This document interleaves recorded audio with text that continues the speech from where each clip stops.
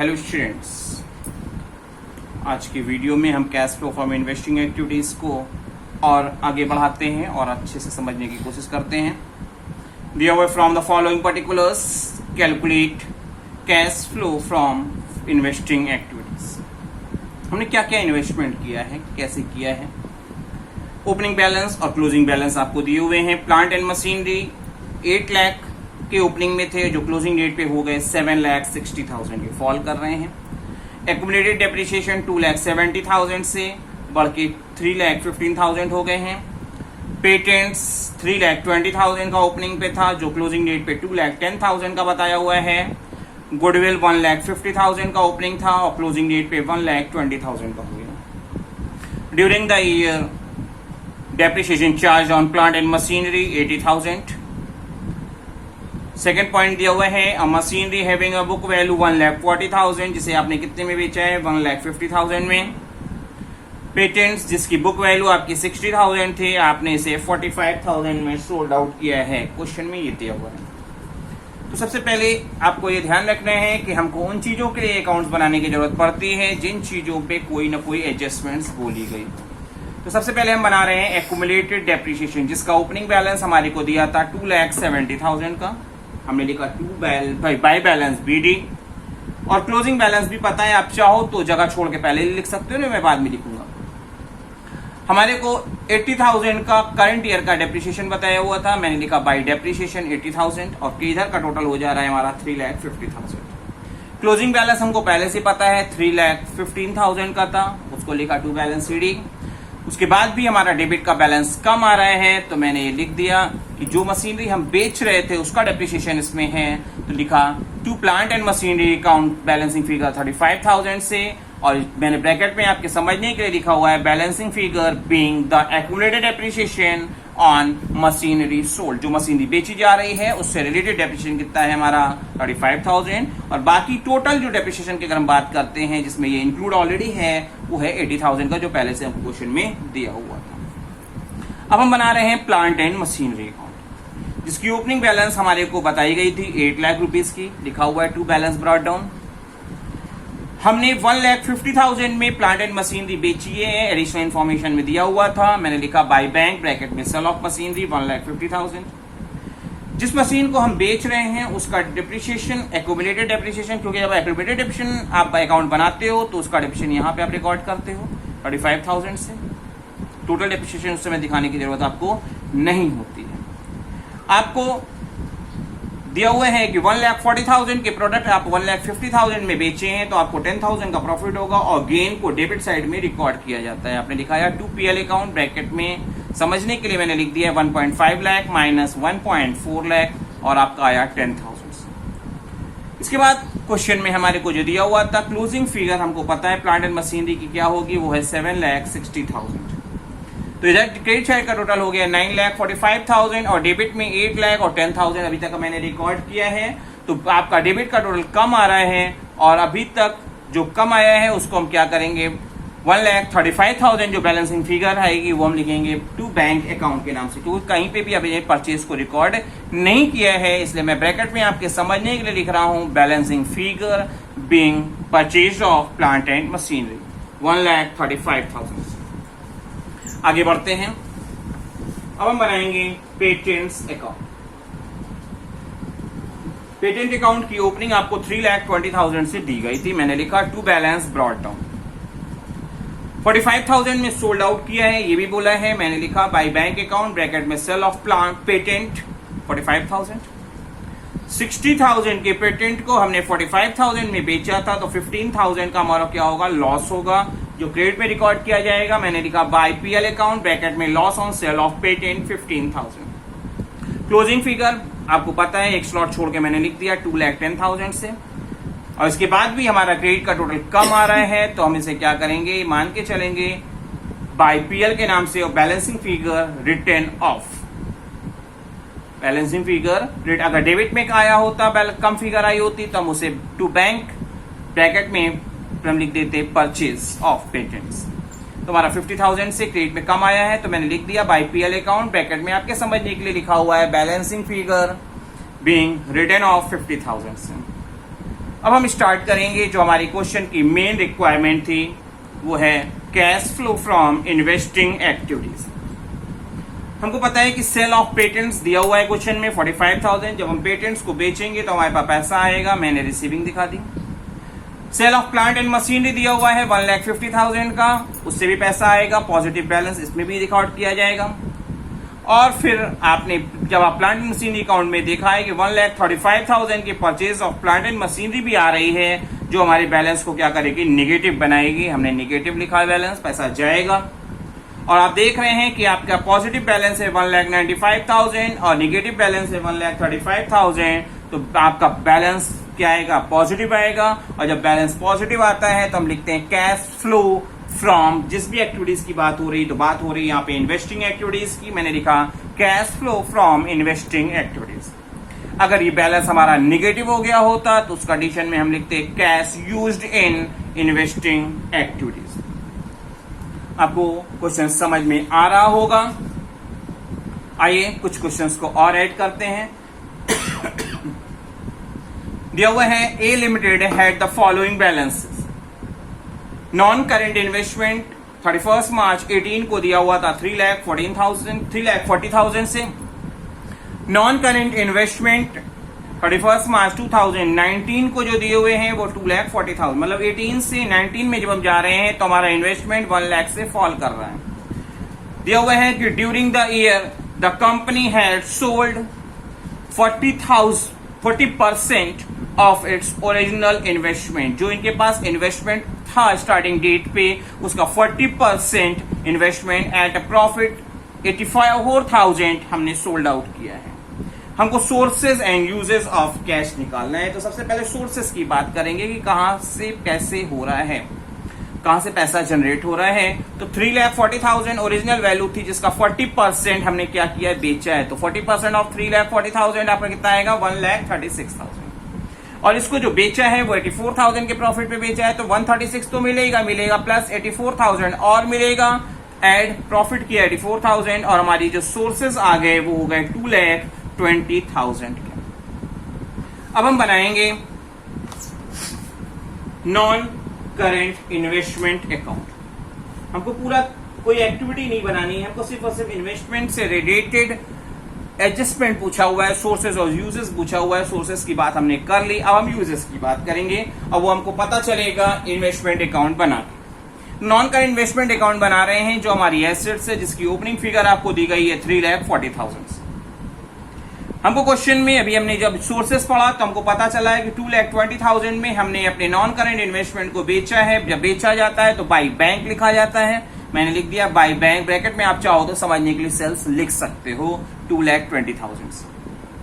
Question में अभी 84,000 का प्रॉफिट आया था और प्रॉफिट को डेबिट साइड में डिनोट किया जाता है पीएल के नाम से। मैंने लिखा टू पीएल अकाउंट, ब्रैकेट में गेन या प्रॉफिट जो भी लिख सकते हो, 84,000 से लिखा है।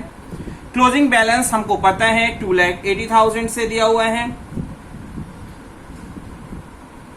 तो आपकी जो बैलेंसिंग फिगर होगी वो आपकी क्या हो जाएगी, 76,000, जो हमारा क्या होगा, माना जाएगा purchase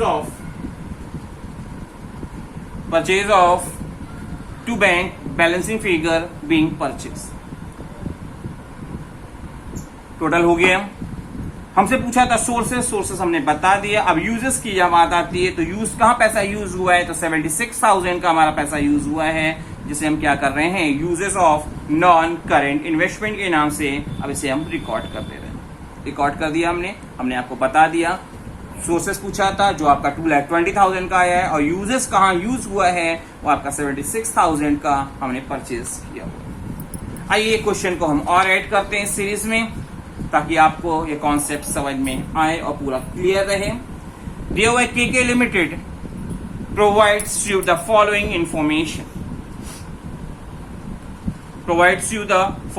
information. Non current investment 31 March 17 को दिए हुए थे 1,20,000 से, और क्लोजिंग डेट पे दिए हुए थे 31 मार्च 18 की जहां बात की जा रही है वो आपकी 40,000 से, मतलब पहले थे 1,20,000 के और बाद में हो गए 40,000। During the year the company sold 80% of the original investment, जो पहले से इन्वेस्टमेंट था उसका 80% एट अ प्रॉफिट ऑफ 20% हमने सोल्ड आउट किया है। Calculate the sources and uses of cash.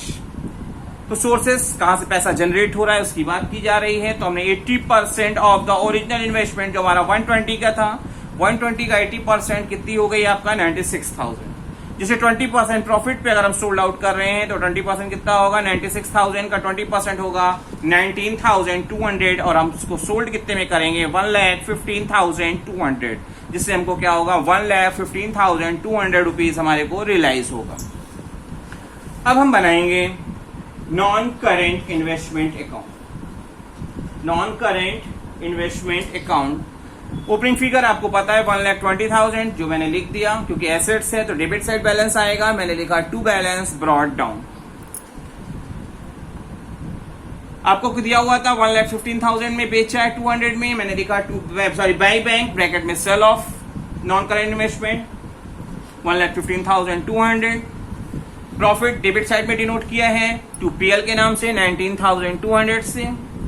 Closing figure पता है 40,000, हमने बाई बैलेंस CD करके रिकॉर्ड कर लिया और देख रहे हैं तो क्रेडिट साइड का टोटल हमारा अभी भी ज्यादा आ रहा है। तो ऐसी सिचुएशन में डेबिट में जितने से कम आ रहा है वो बैलेंसिंग फिगर हमारी परचेज के नाम से रिकॉर्ड होगी और हमने लिखा to bank 16,000 rupees balancing figure आई है, जो बैलेंस लिखा है ब्रैकेट में समझने के लिए बैलेंसिंग फिगर बीइंग परचेज 16,000। आपको क्वेश्चंस अच्छे से समझ में आ रहे होंगे। आइए और क्वेश्चंस किसको इस सीरीज में हम ऐड करते हैं और एक क्वेश्चन और ऐड करके इस वीडियो को हम कंप्लीट करेंगे। दिया हुआ है calculate cash flow from investing activities. 2017 और 18 दोनों के डेटा हमारे पास अवेलेबल है। 17 का डेटा आपका क्या होगा प्रीवियस ईयर का डेटा होगा और 18 का डेटा करंट ईयर का डेटा होगा या नया डेटा होगा। प्लांट मशीनरी दी हुई है 17 में 12 लाख से, जो आपकी 18 में जाके 15 लाख की हो गई।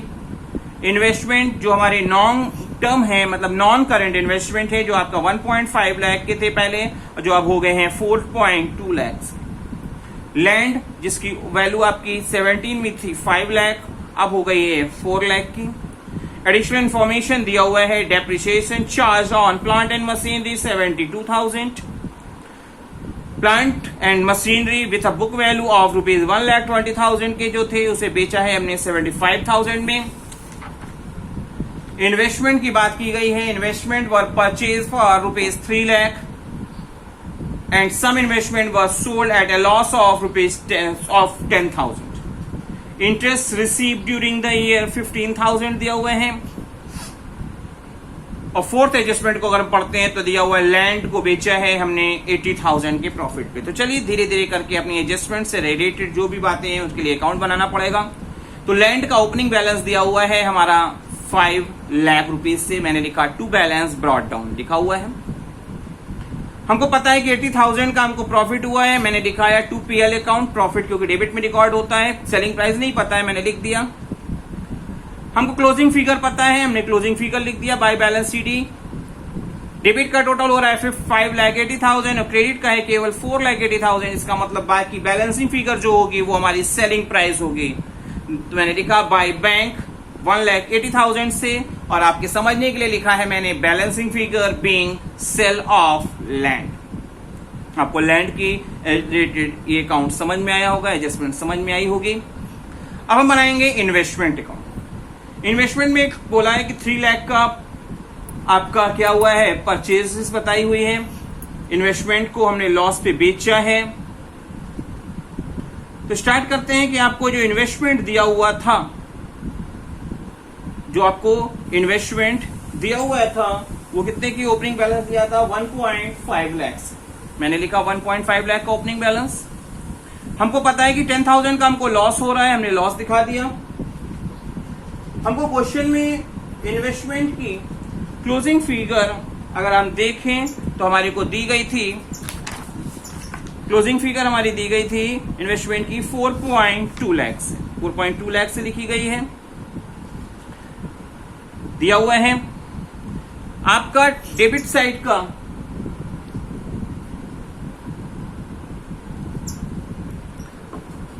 4 लाख रुपीस के इन्वेस्टमेंट यहाँ पे आपको परचेज लिखे, जो गलती से 3 लाख मैंने लिख गए थे, 4 लाख लिख दिया, अपडेट कर दिया। 4 लाख से आपने दिखाया, इधर का टोटल हो गया आपका कितने का 5,50,000। इधर का टोटल आपका आ रहा है 4,30,000 आ रहा है, तो वो बैलेंसिंग फिगर होगी वो माना जाएगा कि उतने के मैंने इन्वेस्टमेंट 1,20,000 जो बैलेंसिंग फिगर आ रही है वो माना जाएगा कि हमने सेल ऑफ इन्वेस्टमेंट किया है 1,20,000 से। अब हमको बनाना होगा plant and machinery account.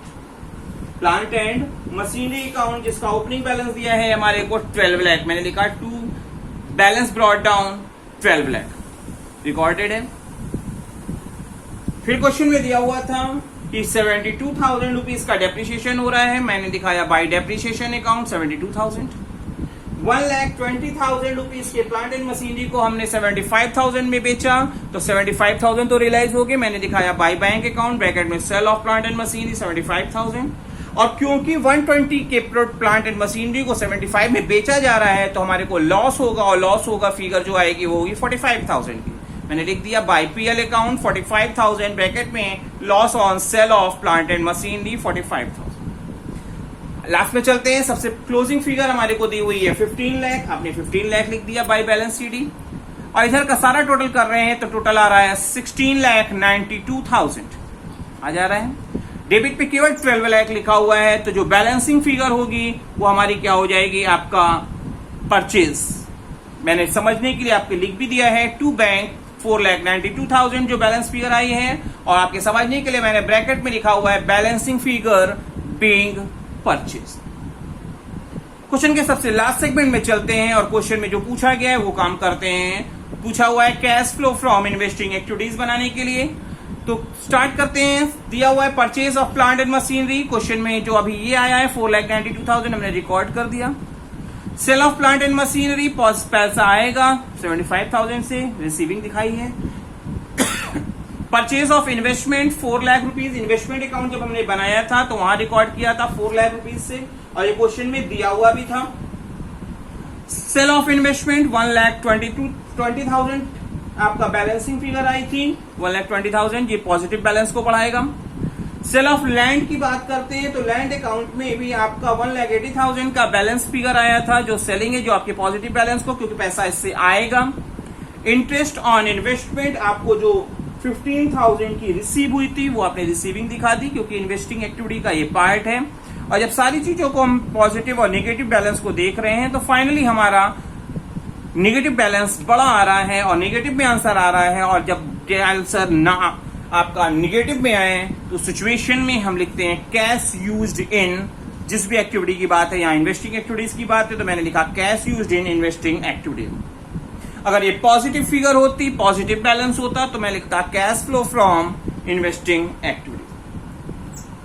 Hopefully आपको ये पूरा वीडियो अच्छे से समझ में आया होगा, क्वेश्चन अच्छे से समझ में आया होगा, और इन सारे क्वेश्चंस को आप अपनी कॉपी पे जरूर रिकॉर्ड करेंगे, जरूर से लिखेंगे, ताकि आपको आने वाले समय में कोई दिक्कत ना हो।